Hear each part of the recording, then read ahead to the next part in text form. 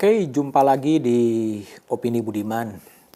Pada tahun 2013 saya menulis buku ya, judulnya adalah Akal-akal Akil. Ini juga buku yang mengisahkan terjadinya skandal di Mahkamah Konstitusi ketika Akil Mochtar kemudian ditangkap oleh KPK karena tuduhan menjual belikan putusan MK. Jadilah buku yang bernama Akal-akal Akil. 10 tahun kemudian di tahun 2023 kembali terjadi prahara di Mahkamah Konstitusi. Hakim Konstitusi Arief Hidayat tampaknya begitu frustrasi terhadap apa yang terjadi di Mahkamah Konstitusi. Padahal lembaga ini punya peran yang sangat strategik, peran untuk menguji undang-undang atas undang-undang dasar, menyelesaikan sengketa pemilu, termasuk menguji permintaan pemakzulan terhadap presiden.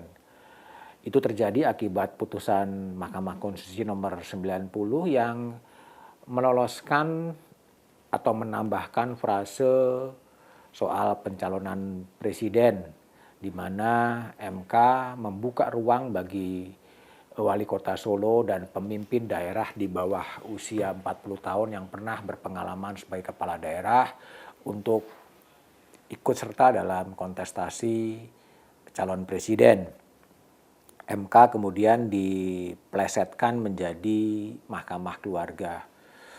Cemoohan itu tentunya amat menyedihkan.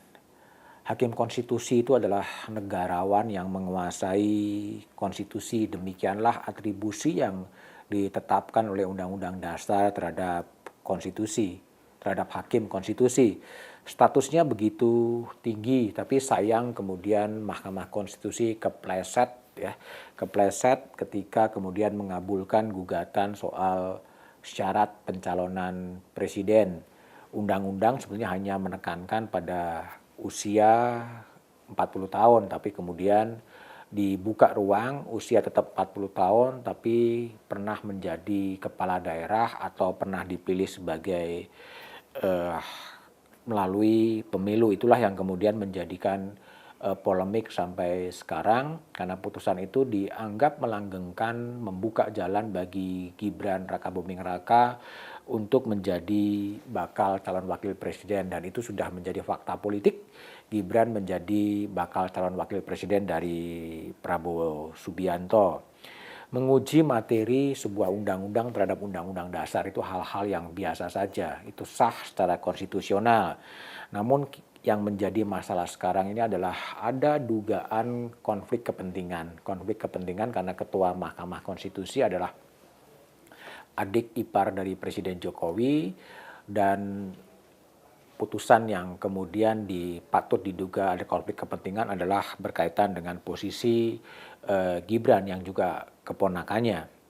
Nah, kalau kita mengacu pada Undang-Undang Pokok Kekuasaan Kehakiman, seharusnya Anwar Usman tidak usah ikut campur dalam memutuskan, karena pasti akan ada benturan kepentingan. Namun realitas politiknya Anwar Usman tetap maju terus ya.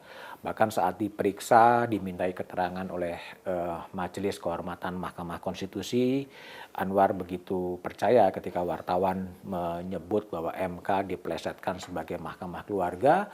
Anwar mengatakan ya itu mahkamah keluarga besar bangsa Indonesia. Ia tampak begitu percaya diri. Ia pun membantah ada konflik kepentingan ketika ikut terlibat dalam memutuskan, karena yang diadili adalah norma ya, bukan orang per orang. Itu yang argumen dari Anwar Usman. Ia pun menolak untuk mundur karena jabatan ini berasal dari Tuhan. Itulah argumen dari Ketua Mahkamah Konstitusi Anwar Usman. Terkesan seperti pokrol bambu ya, sekedar asal menjawab hal yang demikian. Memang norma yang diadili, norma yang diuji di Mahkamah Konstitusi, tapi semua orang juga tahu bahwa norma itu di belakangnya adalah ada kepentingan, yaitu kepentingan kepala daerah yang sedang menjabat tapi belum berusia 40 tahun. Kalau membaca peraturan Mahkamah Konstitusi soal deklarasi kode etik dan perilaku hakim, antara lain disebut demikian, hakim konstitusi kecuali mengakibatkan tidak terpenuhinya quorum untuk melakukan persidangan harus mengundurkan diri dari pemeriksaan suatu perkara apabila hakim tersebut tidak dapat atau dianggap tidak dapat bersikap tak berpihak dengan alasan-alasan di bawah ini. Yang huruf A, hakim konstitusi tersebut nyata-nyata mempunyai prasangka terhadap salah satu pihak. Dan yang kedua adalah hakim konstitusi tersebut atau anggota keluarganya punya kepentingan langsung terhadap putusan. Nah, inilah sebetulnya ada pasal dalam kode etik yang patut diduga sebetulnya Anwar Usman tahu bahwa putusan yang akan dijatuhkan itu akan terkait dengan keponakannya. Dan tentunya Anwar Usman tentunya juga membaca kode etik itu sehingga harusnya dia mengetahui itu dan tidak ikut dalam memutuskan. Tapi itu sudah menjadi fakta, ikut terlibat dan prahara politik itulah yang kemudian terjadi. Sikap inilah yang kemudian membuat prahara di Mahkamah Konstitusi. Hakim Konstitusi Arief Hidayat menyebutkan prahara, bahkan dia menyebut untuk mengembalikan marwah dari Mahkamah Konstitusi ya sebaiknya 9 hakim konstitusi di reshuffle saja dan diganti dengan yang baru. Ini demi menyelamatkan Mahkamah Konstitusi ke depan untuk kembali memulihkan kepercayaan publik kepada Mahkamah Konstitusi yang perannya sentral termasuk mengadili sengketa pemilu. Nah, kemudian publik sangat berharap ya bagaimana Majelis Kehormatan Mahkamah Konstitusi yang dipimpin oleh Jimli Asidiki, kemudian Bintan Saragih dan Wahiduddin Adam bisa menyelesaikan prahara di Mahkamah Konstitusi.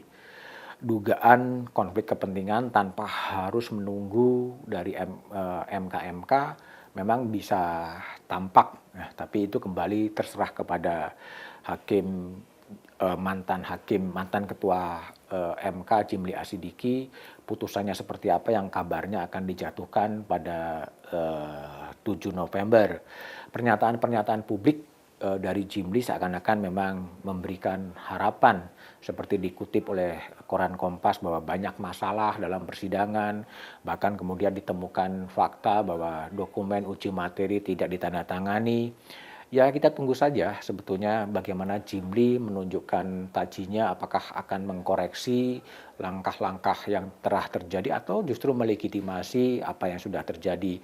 Tapi bagi saya prahara di Mahkamah Konstitusi ini menjadi menarik karena menginspirasi lahirnya buku yang kedua. Kalau ini Akal-Akal Akil, mungkin nanti akan muncul buku yang sama tapi tajuknya mungkin Akal-Akal Anwar, sehingga selalu ada pencatatan sejarah dan itu akan menjadi dokumen sejarah bagaimana proses persidangan di Mahkamah Konstitusi yang sekarang sedang ditunggu publik, bagaimana putusan Jimli itu ditunggu publik, apakah akan mengkoreksi atau akan melegitimasi apa yang sudah terjadi. Itu akan sangat menentukan bagaimana perjalanan demokrasi, perjalanan negara demokrasi konstitusional ke depan. Kita tunggu sampai Selasa 7 November 2023.